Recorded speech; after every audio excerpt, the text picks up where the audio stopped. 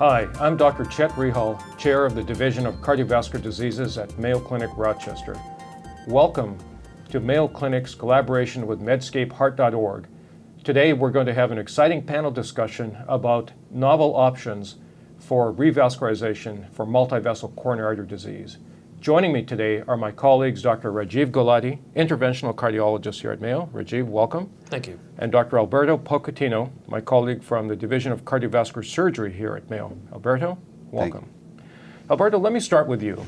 What would you say are the most important recent advances in coronary revascularization? I think one of the most important transition, it's not necessarily new, is the use of arterial conduits more frequently. You know, the tradition has been for many years to use it to the left anterior descending only, and has been shown that use of multiple arterial conduit to other territory does have a benefit. And I think that has been the transition that I've seen throughout the cardiovascular practice. How often is total arterial revascularization being done now?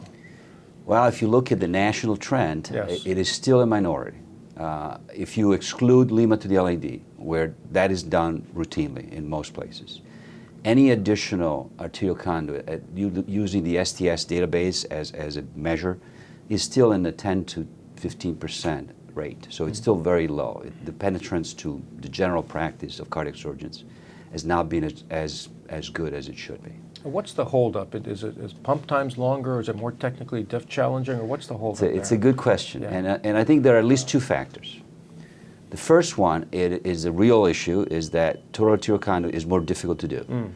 And in the real world, cardiac surgeons don't like to make their life, like anybody else, more difficult than they have to. The second one is you wouldn't guess at first. We, at cardiac surgeon, like everybody else, are being judged on our results.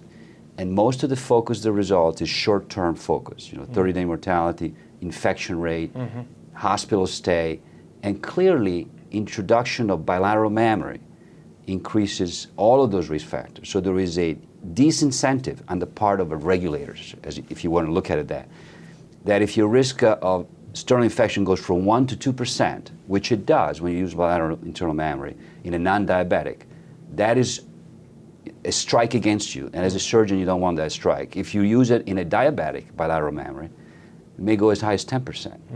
Which surgeon wants to have their infection rate 10%? Now, if you look at long-term results, clearly that's where the benefit is. But we are judged on short-term results, and that there is an incentive of not doing something that short-term increases your risk, lower your result. And I think that's a big drive that has been very difficult for cardiac surgeons, especially in small institutions, to get over it. This is a very important observation. Rajiv, in the field of interventional cardiology, what would you say have been the most important advances in multivessel revascularization in recent years? I think in recent times, probably three things have changed or continue to change. The change in drug-eluting stents from the first generation to the second generation, I think, has been a real advance. We weren't sure at first. We thought there was going to be an incremental change, but now with data, we're really recognizing that the first generation drug-eluting stents were a problem. They were the ones that were plagued with this risk of late and very late stent thrombosis that we're all now very in tune with. But the transition to the second generation stents has really been a paradigm shift, I would say. We now know with data that the second generation drug-eluting stents have a much better safety profile. The rate of late stent thrombosis of these stents is lower than bare metal stents. That's a big shift. And the rate of very late stent thrombosis doesn't seem to be a concern with these second generation drug-eluting stents. I think the second thing is a growing understanding of the role of clinical characteristics and patient values and preferences in choice of revascularization. We are seeing a lot more elderly patients now with complex calcific disease, but also with major comorbidities that may influence the choice of revascularization. For many patients, stroke is a concern, procedure-related stroke, time out of hospital, recovery time, and these are the factors that are often influencing our decision to go with PCI perhaps more than bypass in some circumstances.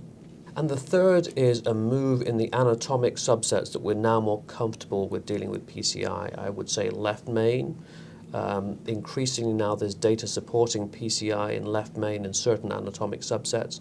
And now perhaps most recently is chronic total occlusions. With newer techniques learned from overseas and finessed in the US, our rates of success in getting across and successful results in chronic total occlusions are much higher than before, and our ability to really do complete revascularization, I think, has changed significantly over the last 2 years and will continue to improve over the next few years. Rajiv, you talked about the second generation stents and how they're much better than the first generation drug-eluting stents, which I think we would all concur with. Do you think they're quite ready yet to take on bypass surgery head-to-head? We do have some new trials addressing that question. I'd like to ask both of you what you think of that.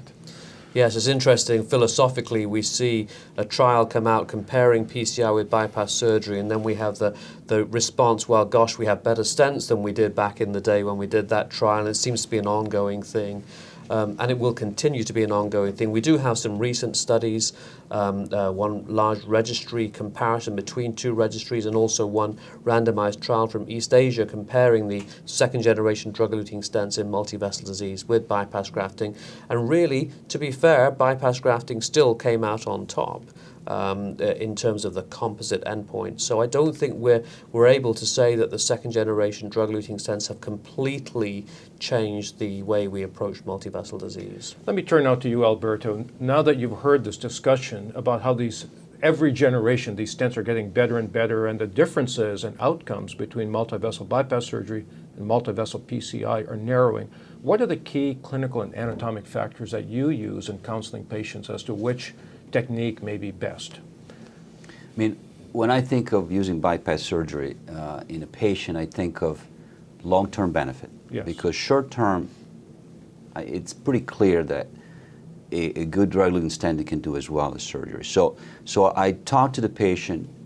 I mean, there may be technical issues, but let me just start from more of a long-term issue. So a young individual who may have risky interventional bifurcation lesion or something like that, where I could offer a better long-term result with, of course, the price of surgery, which, of course, we all know about, especially if I have available arterial conduits. So that's the way I'm thinking. If it's a person that would not get that benefit, say a very elderly individual who has all sort of comorbidity, I would only address that patient surgically if there is such technical difficulty in addressing it with a drug-eluting stent or with another interventional technique that the risk of such technique would make surgery sense. So that's where I'm looking at. So the first class of patient are young individual that when I have a good long-term lifestyle benefiting as well as survival benefit. And then, of course, there are technical issues related to which targets, can we get them in one way or the other, what's the risk of one versus the other. So those are technical issues that we often have to talk about, what makes most sense. But that's the way I think of it. Thank you. Rajiv, what are the technical and clinical characteristics that you use in counseling patients? I think increasingly clinical features. So diabetes. Every trial of diabetes in multivessel disease favors bypass grafting, and I think the Freedom trial most recently supports that. And I think increasingly it is really hard to make an argument for PCI in multivessel disease in a diabetic who's otherwise doing okay, even with straightforward PCI. But the mortality benefit with bypass grafting is really quite clear there. So I think one has to be strongly persuaded to do PCI in that population. And then the extent of disease. I think the diffuse multivessel disease, we know in every trial, does not well with PCI. Patients come back with MI, mortality concerns, repeat revascularization. Diffuse multivessel disease, I think, is the domain of the surgeons. And we've learned a lot from the older syntax trial in that regard. Patients with the high syntax scores, complex diffuse disease, really do better with surgery. So as patients are getting older with more complicated disease, what is the role of hybrid approaches to this complex disease? Alberto, do you see any role for this, or is it just too complicated logistically? I mean, I think it has a role, and the role is in the complex patient with multiple difficult targets, if you look at it in those terms, as well as lack of conduits. It is not unusual for a 70, 80-year-old to have very poor veins. You only have 2 mammaries, and the question is how are you going to use both mammary maybe, or maybe just one. The radio are typically not usable. There's vascular disease that late in life affects the radio. So you're limited to what you can offer that would work long term. Yes. So you do the best you can with what you have, and then having available other technique to address some of the other territory makes sense in that setting. In a young patient that has available conduits that would benefit them long term, that you know you're going to rely on and they're going to do well, then I would say the pendulum is more on the surgical side. But those patients are not as many as we would like. A lot of the patients are in that sort of complex, no conduit or marginal conduit situation with a lot of disease. So that's where the hybrid approach would make sense. I think we're all in agreement that patients with a large burden of atherosclerotic disease, severe three-vessel disease, or diffuse disease, for example, are best served with bypass surgery. But Rajiv, one of the advances and observations in recent years has been patients with isolated left main disease who appear to do equally well with PCI. Is that because they don't have as much atherosclerosis overall, or what? And what do you think is the role of left main PCI now? Yes, I suspect it is that. That's the most likely mechanistic explanation that, an isolated left main lesion with not much atheroma elsewhere can be the most straightforward of PCIs. It can be a 2-minute PCI. And we know that when we can infer from the benefits of surgery, which are always fewer myocardial infarctions and fewer repeat revascularizations, that if you don't have that atheroma burden to begin with, you're not going to achieve the benefit from surgery of fewer MIs and fewer revascularization repeats. So I think PCI probably is favorable for left main, or at least as good as coronary artery bypass grafting in the absence of severe atheroma for carefully selected left main carefully disease. selected left main, anatomic left main disease, and lack of severe diffuse disease elsewhere. All right. Albert, what do you think of that? I think it's very interesting that isolated left main disease does well with an interventional approach.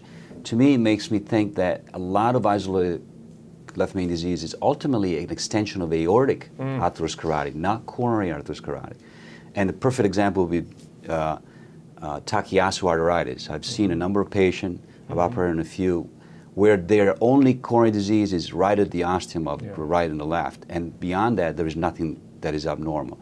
So, I mean, obviously that's the extreme, but there is such an entity as aortic disease, and certainly the left main relies on the aorta as a significant component of what its substrate is. So in that setting, it makes sense that it would behave differently than your standard coronary disease, where the disease is much further downstream. Let me ask you another technical type question. What's the role of off-pump bypass surgery? You know, a lot of us are concerned that some of the morbidity associated with bypass surgery is actually due to the pump. So what about eliminating the pump? What's your feeling on that? What's the role of off-pump surgery? It's an interesting question on a personal level. When I started my practice in the late 90s, as a young surgeon, you know, this was the beginning of off-pump. I embraced the off-pump technology, and I was in fact the first surgeon at the time I was in Philadelphia doing off-pump CABG in Philadelphia, and I developed quite a large practice. Eventually, I realized that I was mostly treating myself and my referrals. When I looked at my results, and I did it for about 5 years, and then I retrospectively looked at my results, they were really no different compared to on-pump, both in terms of length of stay, perioperative events, whether, you know, neurologic event. And I think it almost became an inside argument among surgeons and cardiologists. And the patient was kind of an innocent bystander that was sort of allowing us to do our thing, as it were. And I came to the personal realization that my priority is to do the best job that would get the best long-term result. There is no question in my mind, having done many hundred of off-pump CABGs, that the technical ability of doing a perfect anastomosis with a still heart is better. Again, I've done 100 of off-pump CABGs. There's no doubt in my mind. And ultimately, I changed my practice to the priority is, in my mind, especially in the world of drug-eluting stenting that are as good as they are, to get the perfect anastomosis and get a perfect result technically. Now, there is a role for off-pump CABG in patients who have heavily calcified aorta, who have very severe cerebrovascular disease. So I still find a place for that technique in very advanced high-risk patient for neurologic events. So I think that's the role that I still accept. But in patients that have your average run-of-the-mill cerebrovascular risk, we all have some risk. My priority is to get the perfect job on my technical anastomosis, and I think you can do a better job with a still heart. That's my personal approach. If you look at the STS database, there was an early enthusiasm for the technique that has sort of plateaued.